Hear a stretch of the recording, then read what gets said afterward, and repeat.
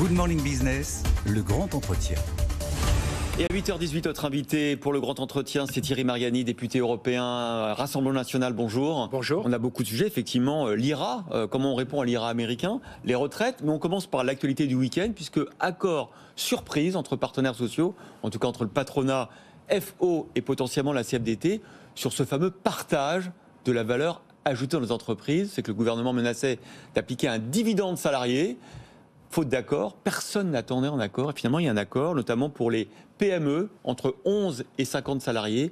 Elles devront, elles aussi, participer, partager la VA sous forme d'intéressement, de participation ou de plan d'épargne entreprise. Est-ce que c'est une bonne nouvelle, cet accord des partenaires sociaux, Thierry Mariani ? C'est une surprise, vous l'avez dit, et puis surtout, je pense que c'est une bonne nouvelle. Voilà, chacun est un peu choqué par moments quand on entend des bénéfices excessifs dans cette période de crise. Et si le partage de la valeur ajoutée est fait de manière plus équitable entre les collaborateurs, puisque maintenant on dit collaborateurs, et les responsables ou les propriétaires de l'entreprise et les actionnaires, c'est une bonne chose. Voilà.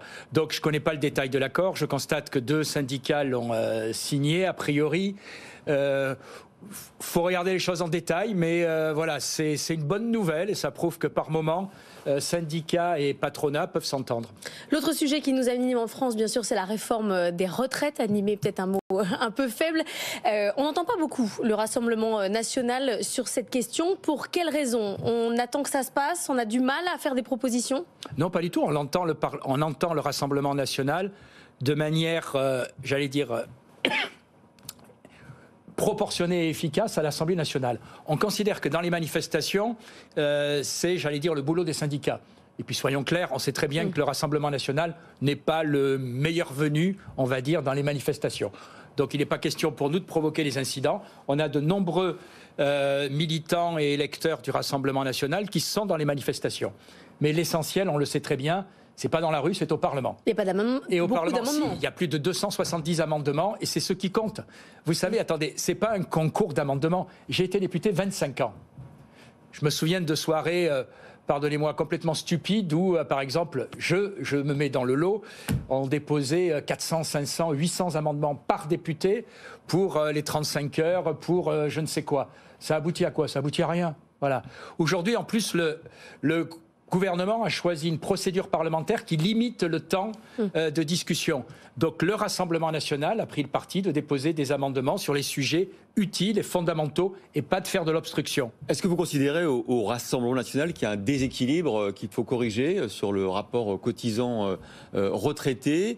Et quel est pour vous, si vous étiez au pouvoir, le seuil de l'âge de départ à la retraite que vous instaureriez ? Ça a été dit, pour ceux qui ont commencé très tôt, la position est claire, c'est 60 ans avec 42 ans de cotisation, pour ceux qui ont commencé avant 17 ans.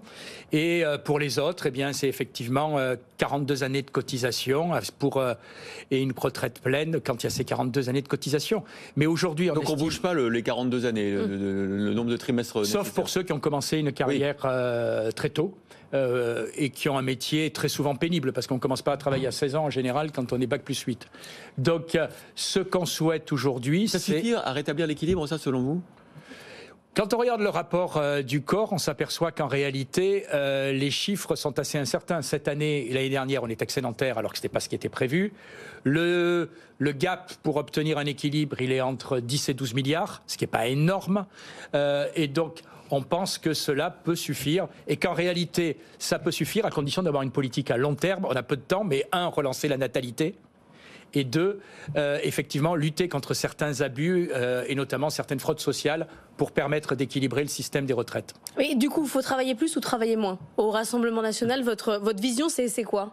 Il faut travailler autant et moins quand on a commencé à travailler très tôt parce qu'on est plus fatigué. Donc on aggrave à court terme le déficit de la sécurité. Avant de faire des enfants, on aggrave le déficit. Non, pas forcément, je suis désolé, parce qu'il y a une autre voie que se contenter de la pénurie dans laquelle on est, c'est relancer l'activité industrielle, c'est relancer l'emploi et c'est relancer la natalité, je persiste. C'est une voie quand même qui est la plus importante. Là où je pense on peut tous être d'accord, c'est que pour financer les retraites, il faut des enfants. Voilà. Et aujourd'hui, La France, vous le voyez, qui se gargarisait d'être un modèle et sur une pente descendante en matière de natalité. L'autre sujet, évidemment, dont on parle ensemble, c'est le plan européen pour contrer l'IRA. On en a eu les contours jeudi. On sait qu'on va récupérer de l'argent qui n'a pas été utilisé pendant le Covid, 250 milliards. On va assouplir un certain nombre de réglementations. Ça va suffire, ce qui a été annoncé jeudi. Il y aura un autre volet annoncé un peu plus tard. Mais là, ce qui a été annoncé, est-ce que ça suffit? Est-ce que déjà, on va réussir à contrer le plan américain? Non, c'est pas la hauteur. C'est pas la hauteur, mais si vous permettez... D'abord, il faut dénoncer ce plan américain. Ce plan américain, c'est quoi? Cette fameuse Inflation Reduction Act. C'est 370 milliards qui, sous un principe vertueux, on va faire des énergies vertes, etc., sont des subventions à des sociétés et des entreprises essentiellement qui produisent sur le territoire américain. C'est-à-dire, en clair, on est dans une guerre commerciale qui ne dit pas son nom.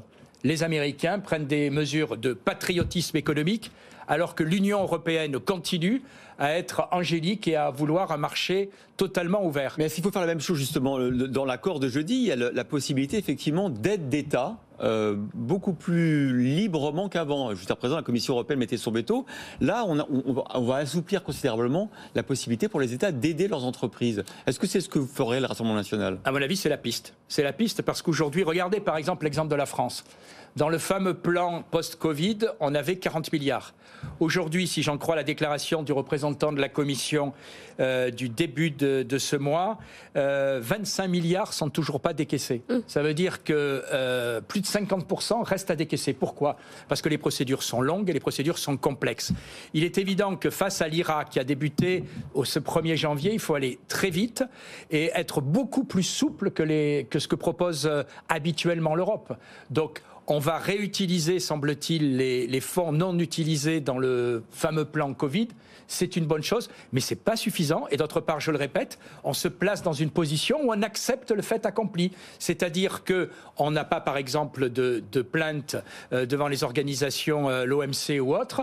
Or, aujourd'hui, ce que fait les États-Unis, c'est une mesure totalement protectionniste, ou appelez ça du patriotisme économique, ce que l'Europe ne veut pas faire. Beaucoup disent que la plainte à l'OMC, ça ne sert à rien. Ce qu'il faut, c'est des fonds à court terme. Que là, c'est de la. Ce qu'il faut, c'est des fonds à court terme, et ce qu'il faut aussi, c'est une politique ferme où, pardonnez-moi, on montre les muscles. Je vois M. Le Maire et son homologue allemand qui sont allés à Washington.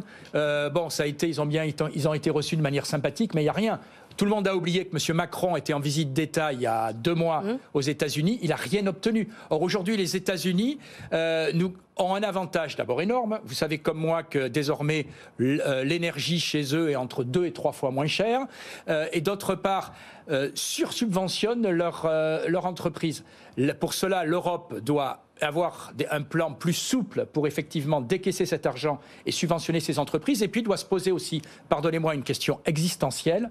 Est-ce qu'on doit, puisque les États-Unis adoptent des mesures en réalité contre nous, est-ce qu'on n'a pas intérêt aussi à chercher d'autres alliances par moment? Je pense à la Corée, je pense à l'Inde, et pourquoi pas dans certains domaines non stratégiques, pourquoi pas avec la Chine? On ne va pas sans cesse se faire, j'allais dire, déconsidérer par des mesures américaines qui nous pénalisent sans réagir. Vous êtes député européen, le président ukrainien était devant les instances européennes en fin de semaine dernière, Volodymyr Zelensky, pour réclamer davantage d'aide, des avions de combat, plus de soutien. Est-ce que vous comprenez sa demande et est-ce que vous l'approuvez? Je la comprends parce que l'intérêt de l'Ukraine, c'est de nous entraîner dans la guerre. Qui peut croire une seule seconde? La guerre russe contre l'Ukraine, vous Absolument. Qui peut croire une seule seconde que l'Ukraine peut gagner la guerre tout seul? Personne. Et donc, en réalité, Volodymyr Zelensky fait son boulot. Mais il a raison, non? Il a raison. Oui, mais moi, je ne suis pas payé pour défendre l'Ukraine, excusez-moi. Moi, je suis là pour défendre les intérêts de la France. Et les intérêts de la France, c'est pas de rentrer dans une guerre dans le Donbass où, en réalité, on ne sait pas comment cela finira. Est-ce que les intérêts de la France, c'est que la Russie gagne et envahisse l'Ukraine? Non, mais pas plus que l'intérêt de la France, c'est qu'au Yémen, il y ait une guerre, qu'au Karabakh. Oui, d'accord, mais pourquoi on choisit nos guerres? Est-ce que si notre intérêt, c'est que l'Ukraine ne soit pas envahie par la Russie, il faut bien à un moment donné qu'on aide l'Ukraine à résister. Donc vous voulez qu'on rentre en guerre? Je vous pose la question. Non, mais il faut aller jusqu'au bout de la logique. J'aime bien votre question, parce que en réalité, qu'est-ce que je dis? Monsieur Zelensky fait son marché, demande des armes. Il a voulu des sous, on a donné des sous. Il a voulu des munitions, on donne des munitions. Il a voulu des armes courte portée, on les donne. Et puis après des tanks, on les donne. Et la prochaine étape, c'est quoi? Les avions, les missiles longue portée, ce qui signifie qu'on lui donne le pouvoir, en fait, de frapper le territoire russe. Voilà. Vous ne pensez pas que la Russie, à un moment, va rester éternellement sans réagir? Mais nous n'avons pas de camp à choisir. Attendez, moi, mon camp, c'est la France. Voilà, aujourd'hui, je dis que dans ce conflit-là... Non, mais d'accord, une fois qu'on a dit ça, d'abord, on peut se poser la question de pourquoi on en est arrivé là. La France et l'Allemagne étaient garants des accords de Minsk, on ne les a pas fait respecter. Je vous rappelle qu'en 2014, Mme Merkel et M. Hollande ont signé les accords de Minsk. C'est ce qu'on essaye de faire. Les accords de Minsk ne prévoyaient pas l'invasion du Donbass par la Russie, quand même. Oui, les accords de Minsk, maintenant, on sait, grâce à Mme Merkel, et ça a été confirmé par M. Hollande, que c'était un marché de couillons ou un marché de dupes, puisque Mme Merkel a dit très clairement, c'était des accords, on n'y croyait pas, simplement pour laisser le temps à l'Ukraine de réarmer. Moi, ce que je veux, pardonnez-moi, c'est avant tout la fin des combats.